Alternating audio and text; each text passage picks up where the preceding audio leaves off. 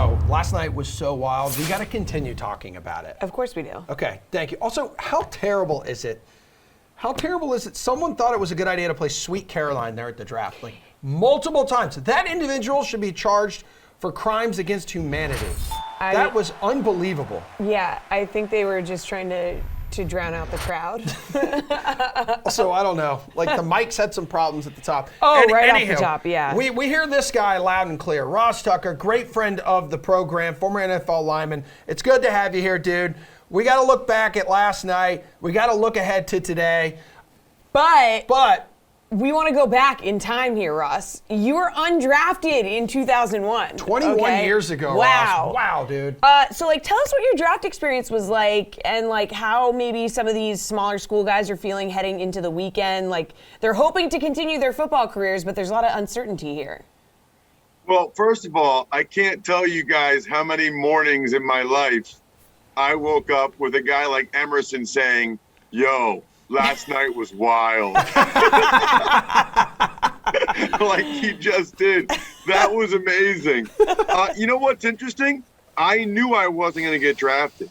I was so bottom of the barrel as a prospect. I was really just hoping to get signed. My agent said it was a 50-50 chance whether or not I would get signed. The funniest thing about it, though, is I only got 2 calls during the draft, both from the Bengals, who in 2001, they hadn't had a winning season in 10 years. They were the worst of the worst, worse than the Jaguars is what people thought of the Bengals at the time. I'll never forget, though, they called me in the first round, and I answered the phone, and I was like, I'm ready to be a Let's do this. Oh, man. That's fantastic, dude. Can't imagine the nerves, the feelings you were feeling that night. Man. You mentioned the Jaguars. I mean, last night they were first on the board, taking Trayvon Walker here. So your thoughts, though, as he skyrocketed up the board. There seems to be a lot of people who are very critical of this pick.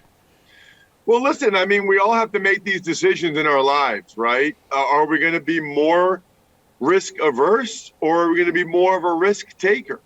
And I think in this instance, the Jaguars are taking a bigger risk because he didn't put it all together in college, but he has exceptional physical ability to be able to move as well as he does at 6'5", 270 with 35-inch arms.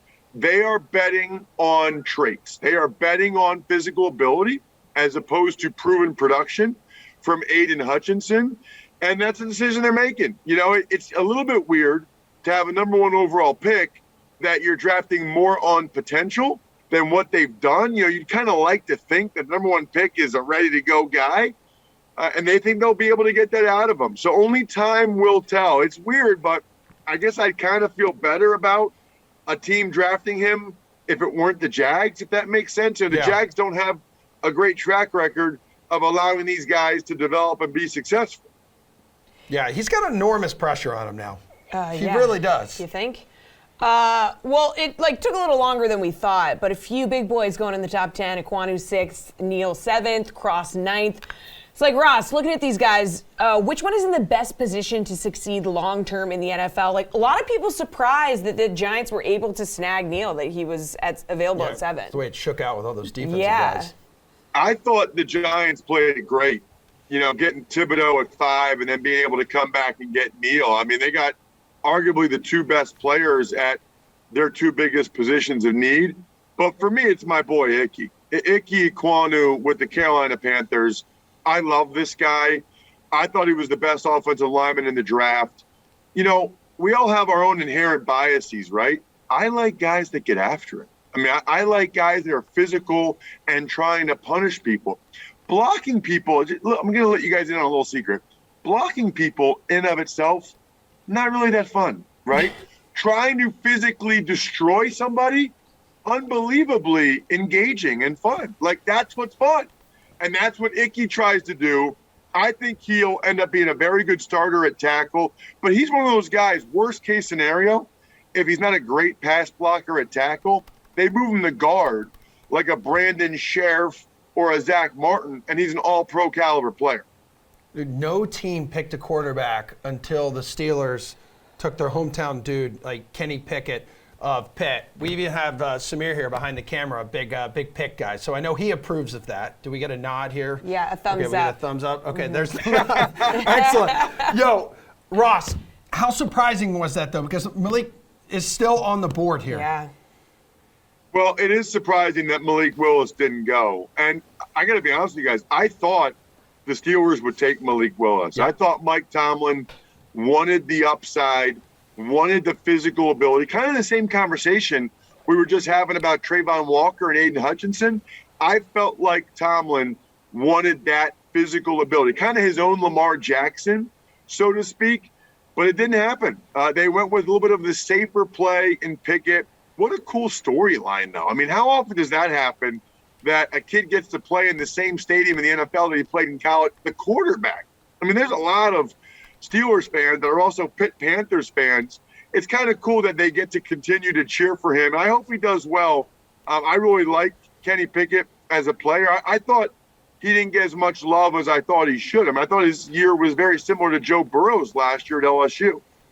Yeah, he's taking a similar route here as James Conner. Remember James Conner out of Pittsburgh that was drafted by the Steelers. Ended up being a pretty damn good running back for him, too, for a few years. Yeah, definitely. Ross, which team do you think had the best first round? Like, was it the Giants? No, there's two, Jets and Eagles, right? Oh. So the Jets got three studs, right? Sauce Gardner at corner, and then you get Garrett Wilson at wide receiver, Jermaine Johnson at defensive end. Those are premium positions, and the Jets got three of them filled in one night. So you got to give a major props to the Jets for that.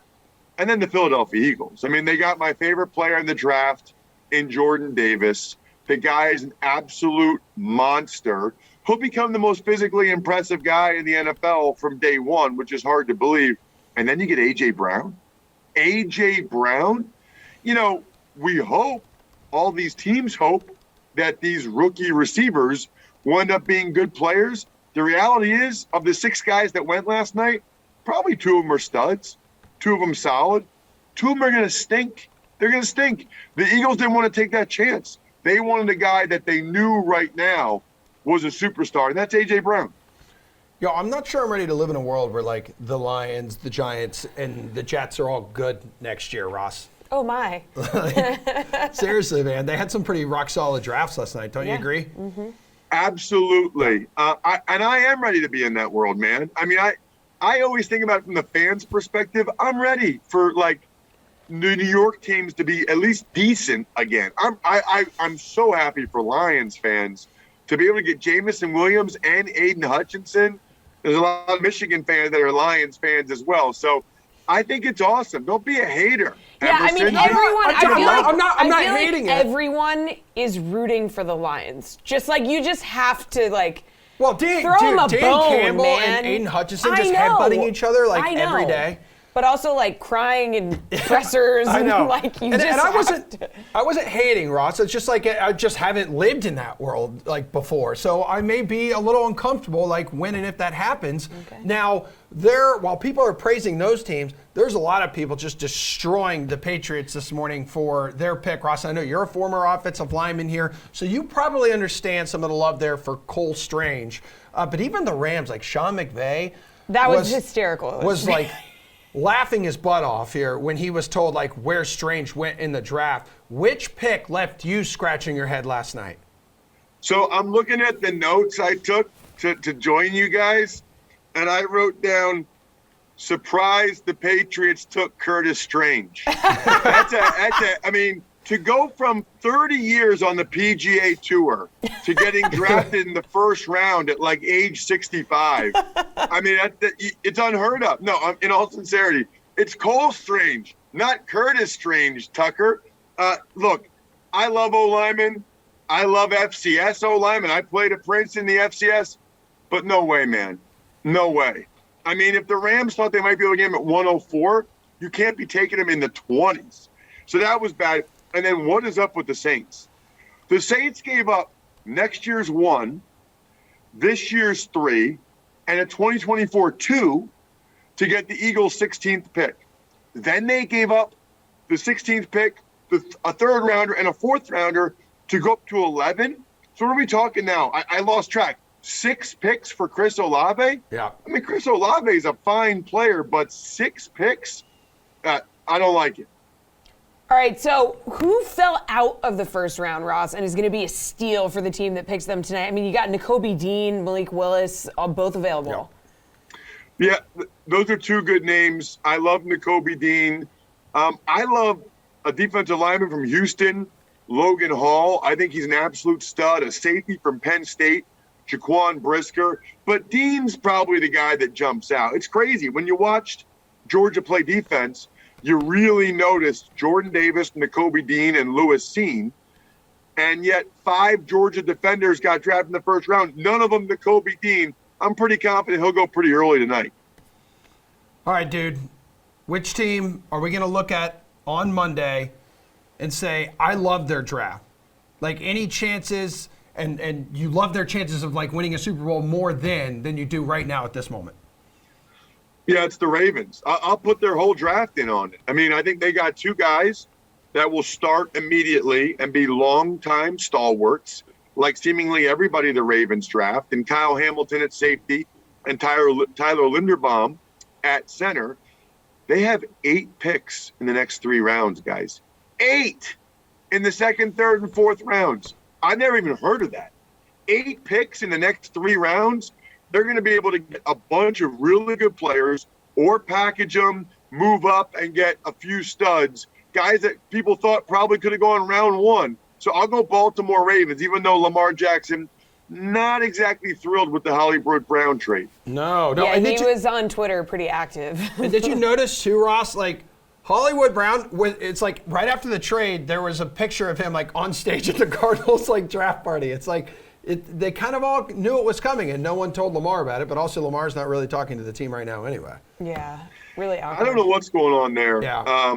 Some of the guys you talk to, he doesn't really want to sign a contract. That they're offering him whatever he wants, and he's not really into it right now. Mm-hmm. But yeah, I guess this trade had already been agreed to. So the owner for the Cardinals, Michael Bidwell, had gone ahead and sent his private plane for Hollywood Brown before the trade even happened. Yeah. I mean, if attention NFL owners, if you are doing private plane flights for guys that aren't on your team yet, I'm available. Yeah. I mean, I'm available anytime you want to send your plane for me, even though I'm not on your team anymore.